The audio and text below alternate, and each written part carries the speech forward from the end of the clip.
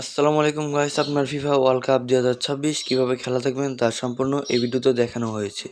তো প্রথমে আপনারা ক্রোম ব্রাউজারে যাবেন, তারপর সার্চ বাটনে ক্লিক করবেন SPORTZFY.IO এটি লিখে সার্চ করবেন।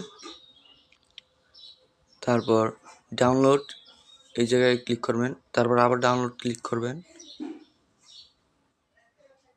তো যেহেতু আমি আগেই ডাউনলোড করে নিয়েছিলাম, তাই আবারও আপনাদের জন্য ডাউনলোড করে নিলাম। তারপর এখানে আমার আপডেট এসেছে, আপনারা ইনস্টল করবেন। ইনস্টল করার পরে আপনারা হোমে যাবেন, যাওয়ার পর স্পটিফাই অ্যাপে ক্লিক করবেন।